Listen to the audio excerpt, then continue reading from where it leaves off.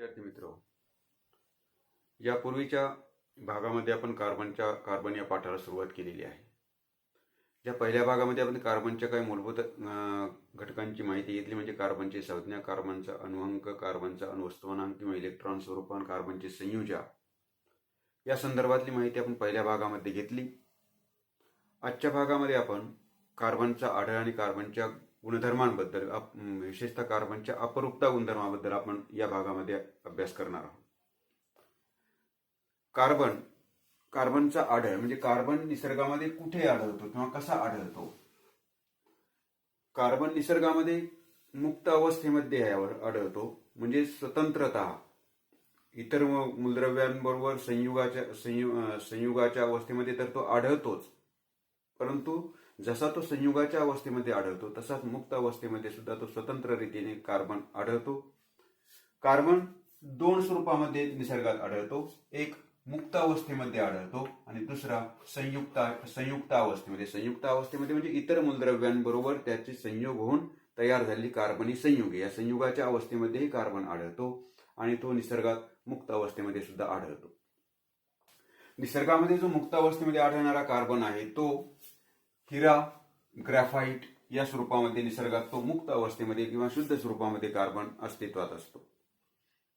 आणि दुसरा स्वरूपामध्ये जो आढळतो कार्बन तो म्हणजे संयुक्त अवस्थेमध्ये. संयुक्त अवस्था म्हणजे संयुगाची अवस्था किंवा कार्बनी संयुगे. कार्बनी संयुगाच्या स्वरूपामध्ये सुद्धा कार्बन निसर्गामध्ये आढळतो. मग कोणकोणत्या प्रकारचे संयुगे आपल्याला कार्बनचे आढळतात? सगळ्यात महत्वाचं, आपल्या सगळ्यात मुख्य संयुग आपल्याला कार्बनचं लक्षात येतं की आपल्या भोवतालची जी हवा आहे त्या हवेमध्ये कार्बन डायऑक्साईडचं प्रमाण असतं. कार्बन डायऑक्साईडच्या स्वरूपामध्ये सुद्धा आपल्या भोवताली कार्बन आढळतो. एवढंच नाही, कार्बनचे जे संयुगे आहेत, विशेषतः कार्बोनेट, बायकार्बोनेट यासारखे जे क्षार आहेत, या क्षाराच्या स्वरूपामध्ये सुद्धा कार्बन निसर्गामध्ये आढळतो. तसंच जीवाश्म इंधनाचा आपण जीवाश्म इंधने, या जीवाश्म इंधनांचं उदाहरण आपल्याला माहिती आहे, पेट्रोलियम पदार्थ, दगडी कोळसा किंवा नैसर्गिक इंधन वायू. LPG असेल, CNG असेल, हे सगळे नैसर्गिक इंधन वायू आहेत. या नैसर्गिक इंधन वायूमध्ये सुद्धा कार्बन संयुगाच्या अवस्थेमध्ये आढळतो. पेट्रोलियम पदार्थ, पेट्रोल, डिझेल, केरोसिन हे पेट्रोलियम पदार्थ आहेत. या पेट्रोलियम पदार्थामध्ये सुद्धा कार्बन संयुगाच्या अवस्थेमध्ये आढळतो. दगडी कोळसा आपल्याला माहिती आहे, जो जमिनीमध्ये खाणीच्या मध्ये खोलवर तयार झालेला असतो, तो दगडी कोळसा हे सुद्धा जीवाश्म इंधन. आता हे जीवाश्म इंधने म्हणजे काय, आपण पाठीमागे अभ्यास केला की सजीवांच्या अवशेषापासून हे तयार झालेले असतात आणि याच्यामध्ये सुद्धा कार्बन आपल्याला आढळून येतो. सजीव किंवा आपण आपलं उदाहरण घेऊ. आपण आहार घेत असतो. आहारामध्ये आपल्याला 6 प्रकारची पोषकद्रव्ये मिळतात. त्याच्यापैकी 3 पोषकद्रव्य ही कार्बनी संयुगे आहेत.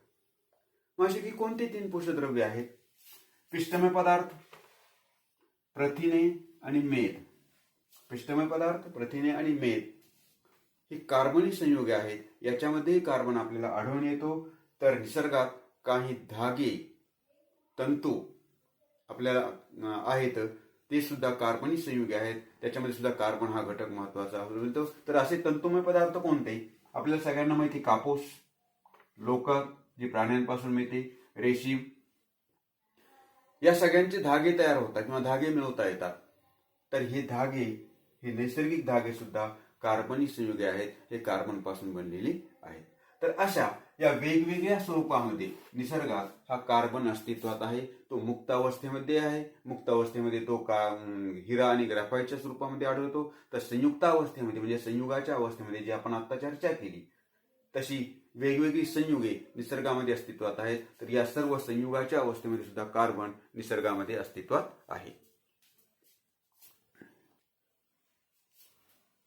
कार्बनचा आढळ आपण आता विचारात घेतला. आता आपण कार्बनच्या गुणधर्माकडे जाणार आहोत. कार्बनचे गुणधर्म आपल्याला अभ्यासायचे आहेत. कार्बनचे गुणधर्म अभ्यासण्यापूर्वी आपण आधी जो घटक मागच्या इयत्तामध्ये आपण अभ्यासलेला आहे तो घटक म्हणजे अपरूपता.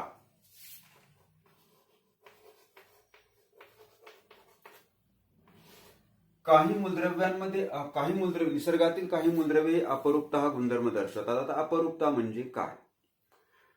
तर आपल्याला असं म्हणता येईल की निसर्गात काही मूलद्रव्ये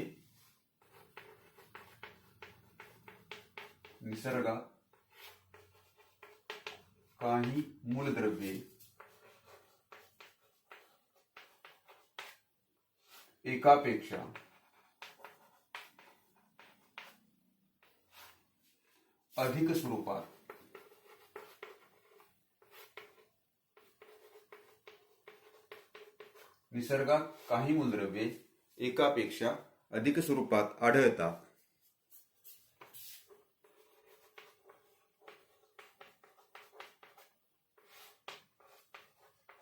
त्यांना त्या मूलद्रव्यांची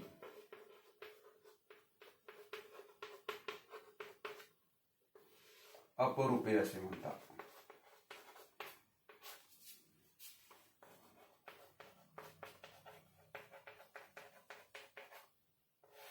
त्यांना त्या मूलद्रव्यांची अपरूपे असे म्हणतात. तर असं सगळ्यात निसर्गामध्ये आढळणाऱ्या सगळ्यात मूलद्रव्यांमध्ये अपरूपता हा गुणधर्म अस्तित्वात आहे असं नाही. काही ठराविक मूलद्रव्यांमध्येच हा गुणधर्म अस्तित्वात आहे. तर काही ठराविक मूलद्रव्यांची अपरूपे निसर्गामध्ये अस्तित्वात आहेत. आता ज्या मूलद्रव्यांमध्ये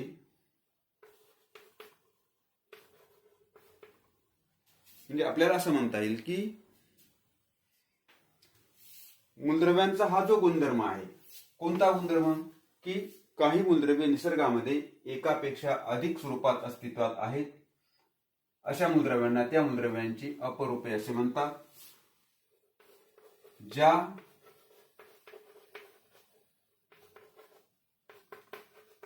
मूलद्रव्यांची अपरूपे आढळतात,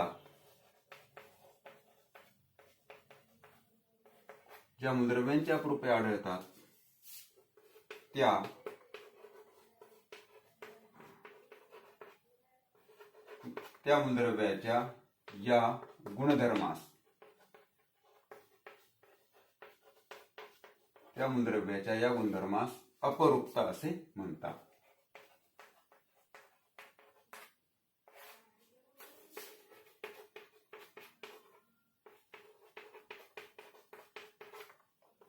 अपरूपता म्हणजे काय? तर काही मूलद्रव्ये निसर्गामध्ये एकापेक्षा अधिक स्वरूपामध्ये आढळतात.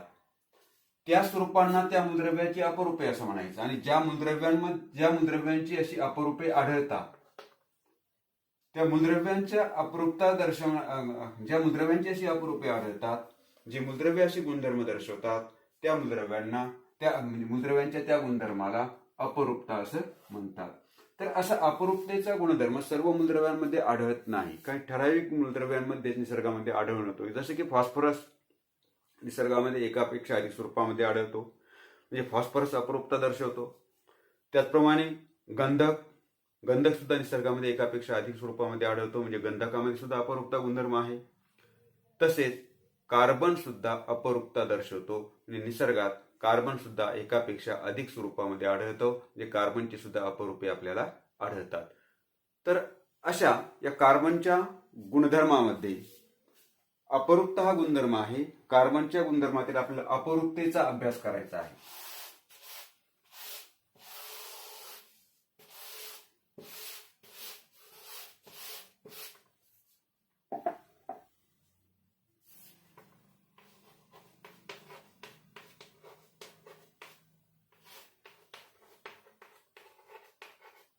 कार्बनचे गुणधर्म.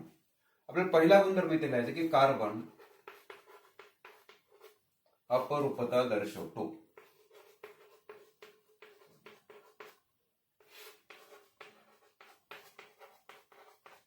कार्बन अपरूपता दर्शवतो म्हणजे याचा अर्थ असा की कार्बन निसर्गामध्ये एकापेक्षा अधिक स्वरूपामध्ये अस्तित्वात आहेत.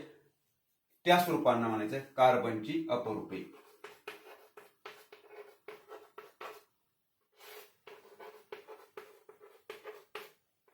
कार्बन एकापेक्षा अधिक स्वरूपामध्ये अस्तित्वात आहे, त्या स्वरूपांना म्हणायचं कार्बनची अपरूपे. तर कार्बनची निसर्गामध्ये जी कार्बनची अपरूपे आहेत ते कार्बनच्या अपरूपांचं सुद्धा आपल्याला 2 गटामध्ये वर्गीकरण करता येईल. कार्बनचे अपरूपे सुद्धा आपल्याला 2 गटामध्ये वर्गीकरण करता येईल. एक स्फटिकरूप अपरूपे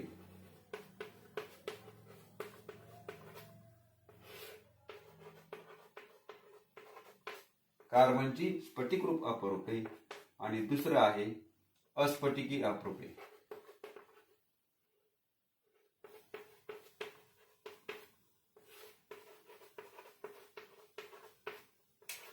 कार्बनची स्फटिकरूप अपरूपे आणि दुसरा प्रकार आहे कार्बनच्या अपरूपांचा, तो म्हणजे कार्बनची अस्फटिकी अपरूपे. अशा 2 वेगवेगळ्या स्वरूपातील अपरूपे आपल्याला निसर्गामध्ये कार्बनची आढळतात. तर याच्यामध्ये पहिल्यांदा आपण अभ्यास करू ते म्हणजे कार्बनची स्फटिकरूप अपरूपे.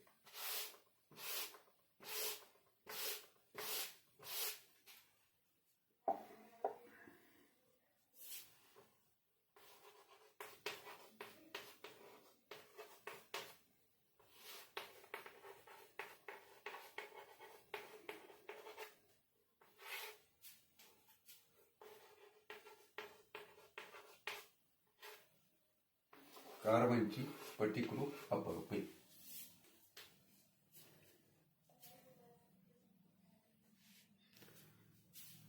आता स्फटिक आणि अस्फटिक. आता आपल्याला स्फटिक कशाला म्हणता येईल आणि अस्फटिक कशाला म्हणता येईल? ह्या दोन्ही रेणूंच्या रचना आहेत, स्फटिकरूप रचना आणि अस्फटिकरूप रचना. तर स्फटिकरूप रचना अशाला म्हणता येईल की ज्यामध्ये किंवा रेणूंची म्हणण्यापेक्षा आपल्या पदार्थांच्या कणांचा आकार निश्चित व नियमितपणा म्हणजे आकारामध्ये निश्चितपणे व नियमितपणा आढळतो, असा जो आकार असतो त्याला म्हणायचं स्फटिकरूप.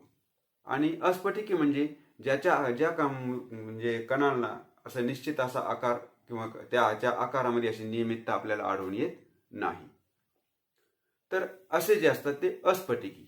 आता पहिल्यांदा आपण स्फटिकरूप अपरूपे, कार्बनच्या स्फटिकरूप अपरूपांचा आपल्याला विचार करायचा आहे. त्या अपरूपांकडे जाण्यापूर्वी आपण स्फटिक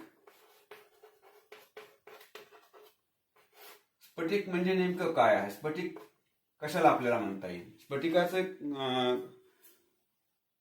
रचना ही कशी असते, किंवा आपल्याला असं म्हणता येईल की कार्बनची जी स्फटिकरूप अपरूपे आहेत ते स्फटिकरूप अपरूपांच्या जी 3 मुख्य घटकांचा आपल्या स्फटिकाबद्दलचा आपण अभ्यास करू. की या रूपातील अणूंची रचना नियमित आणि निश्चित असते. या रूपातील म्हणजे या स्फटिक रूपातील कार्बन अणूंची रचना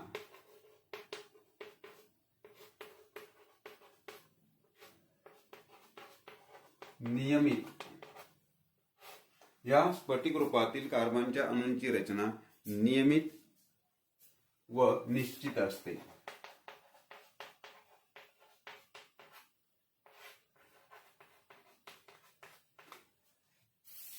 जे स्फटिकरूप कार्बनीय अपरूपे आहेत, जे स्फटिकरूप कार्बनीय अपरूप आहेत त्यांचे द्रवणांक व उत्कलनांक उच्च असतात.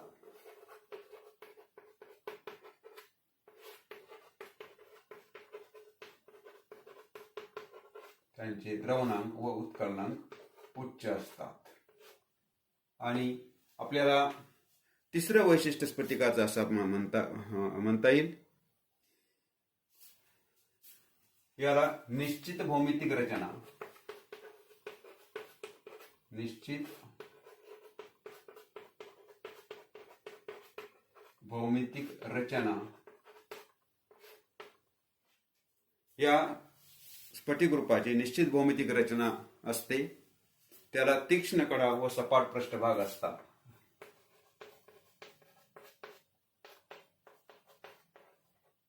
त्याला तीक्ष्ण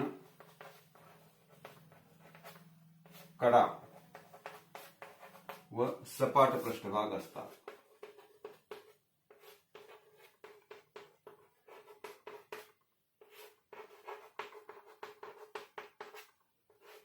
असं स्फटिकाबद्दलची वैशिष्ट्ये आपल्याला सांगता येतील की कोणतंही मूलद्रव्य किंवा कोणताही घटक किंवा कोणतीही रचना ही स्फटिक रचना कशी असते तर त्या मूलद्रव्यातील त्या घटकातील जे अणू असतात त्या अणूची रचना ही नियमित असते आणि निश्चित असते. त्यानंतर जे स्फटिक रूपामधील घटक आहेत किंवा जे स्फटिकी कार्बनी अपरूपे आहेत त्यांचे द्रवणांक आणि उत्कलनांक उच्च असतात. आता द्रवणांक आपण कशाला म्हणायचं आणि उत्कलनांक कशाला म्हणायचं, हे दोन्ही तापमान दर्शवतात. की ज्या स्थिर तापमानाला स्थायूचे द्रवामध्ये रूपांतर होते त्याला द्रवणांक असं म्हणतो आणि ज्या स्थिर तापमानाला द्रवाचे वायूमध्ये रूपांतर होते त्याला उत्कलनांक असे म्हणतो. तर स्फटिक रूपातील जे अपरूपे आहेत त्या अपरूपांचा द्रवणांक आणि उत्कलनांक हा उच्च असतो, म्हणजे अति जास्त तापमानाला त्याचे स्थायूचं द्रवामध्ये रूपांतर होतं आणि त्याचप्रमाणे जास्त तापमानाला त्याचं द्रवाचं वायूमध्ये अवस्थांतर होतं. आणि स्फटिकाचं तिसरं वैशिष्ट्य आपल्याला सांगता येईल की त्या स्फटिकाला निश्चित अशी भौमितिक रचना असते, म्हणजे त्याला निश्चित अशी लांबी रुंदी उंची अशी त्रिमितीय रचना या स्फटिकाला असते. केवळ सपाट रचना असते असं नाही. तर याचा जो कण असेल त्या कणाला लांबी असते, रुंदी असते, उंची असते अशी त्रिमितीय भौमितिक रचना याच्यामध्ये आढळून येते. त्याला तीक्ष्ण अशा कडाही असतात, तर त्या रचनेमध्ये सपाट असा पृष्ठभाग सुद्धा आपल्याला आढळून येतो. तर असे वैशिष्ट्यपूर्ण रचना दाखवणारे जे घटक असतात त्या घटकाला आपल्याला स्फटिक असं म्हणता येतं. तरी कार्बनच्या जे स्फटिकी अपरूपे आहेत त्या स्फटिकी अपरूपांची ही 3 वैशिष्ट्ये आपल्याला म्हणता येतील. तर या कार्बनची स्फटिक रूप अपरूपे कोणकोणती आहेत, तर कोणकोणते स्फटिकी अपरूपामध्ये आपल्याला कार्बन आढळून येतो. तर कार्बनचे 3 स्फटिक रूप अपरूपे आहेत. एक आहे हिरा, दुसरा आहे ग्रॅफाइट,